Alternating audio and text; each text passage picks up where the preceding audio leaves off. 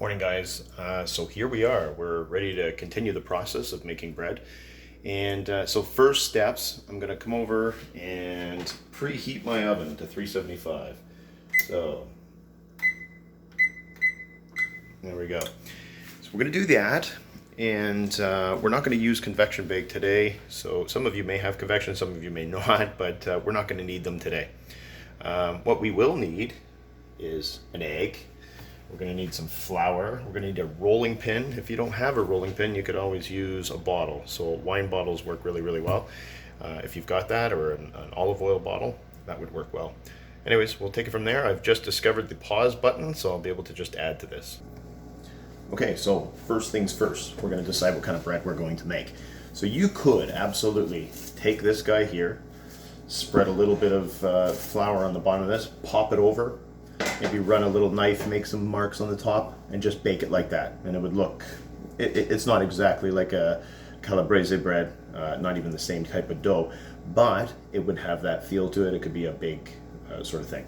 Or you could pop it into one of these guys. And again, I would either flour it really well, pop it in there, and bake it, and it would look like a loaf of bread. But today, we're not going to do that. We're going to make French baguettes, which also means we need the beret. Anyways, now that we somewhat look the part, we're going to prepare where our bread's going. So I'm going to use a sheet pan like this, okay? And I'm going to use parchment paper. If you don't have parchment paper, just sprinkle some flour and you should be okay. We're probably going to sprinkle some flour anyways. So I'm just going to tear that off like that, lay that on there like that, and I'm just going to sprinkle a little bit of flour on there. Okay, so the recipe that I gave you is twice as much as that I've made here. So if you notice that this is not enough, just make a full recipe and you'll be okay there. All right, so next step, what we're going to do is going to drop this onto the surface, and we're going to start to roll it out, and I'm going to show you the rolling technique to make a French baguette. Okay, so I'm going to start by sprinkling a little bit of flour on my surface, and then I'm going to pull out that dough.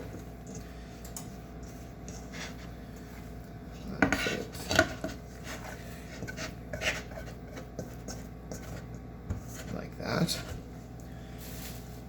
Then what I'm going to do is I'm going to flatten it out, but I'm going to try to make it into a rectangle. So I'm looking for a rectangular shape here.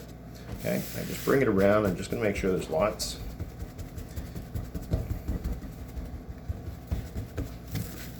I'm going to make sure that it's coated in flour. I don't want it sticking on my station.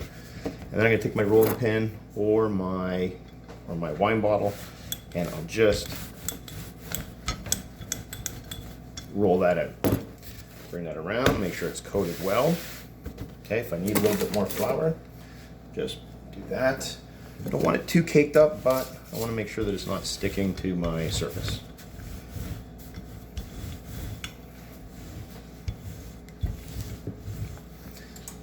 Okay, so now I basically have, I'll try to show you,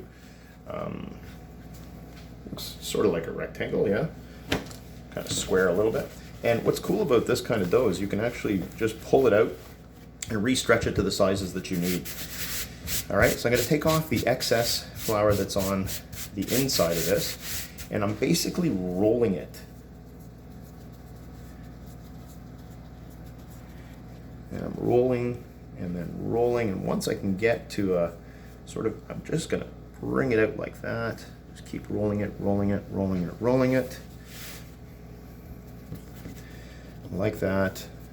And then when I get to this last little part, this part's really important, but I need to pinch this through so that it becomes part.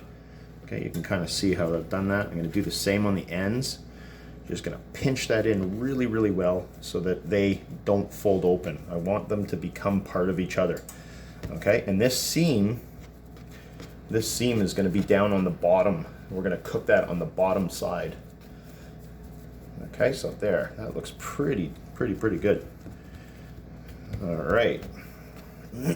So then what I'm going to do is I'm going to flip it over so that that seam is gone, and then I can easily just pop it onto my tray.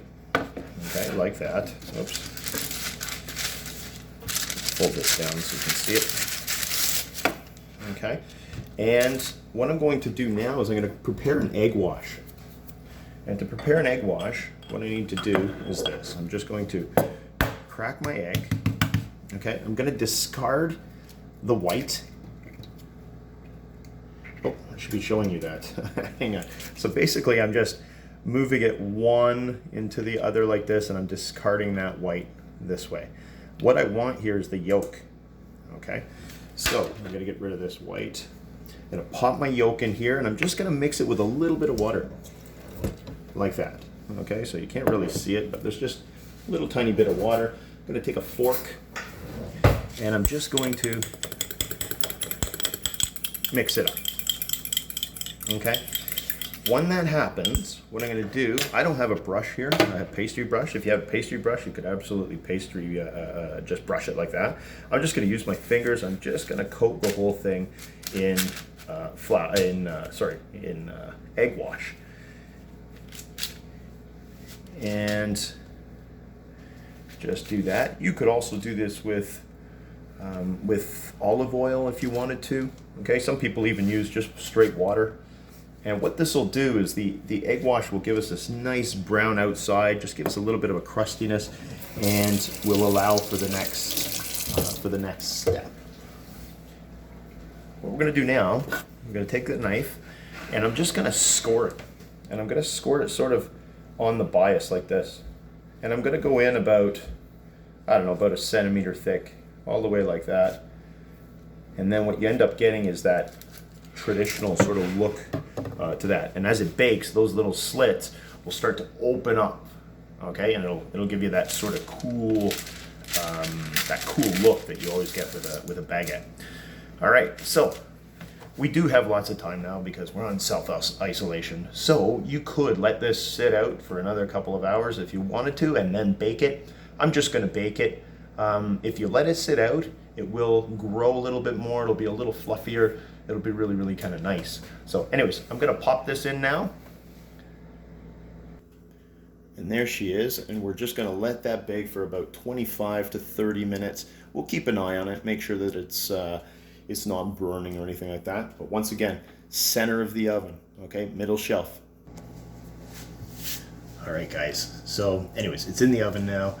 We're gonna let it bake for about 25 minutes. I'm gonna take it out. We'll let it sit for a little while, but there's nothing better than fresh French baguette with butter and or whatever else. It doesn't hold a long time, and that's the beautiful thing about fresh, real bread, is that it won't hold for a week. It'll turn to rock or rot quicker, and that's how you know you're having real food. And it's cheap to make, it's good for you, and bread just warms the soul. It just makes you feel good, okay? So it's one of our primal things. Every culture on the planet has some form of bread that they share with people, and thus the whole breaking bread with people is a big, strong sort of sentiment that everybody seems to share. Anyway, have a great day, guys, and we'll keep doing this. I'm gonna get prepared to do some chili, and I'll share that with you guys too. So have a great day, and I hope you get a chance to try it.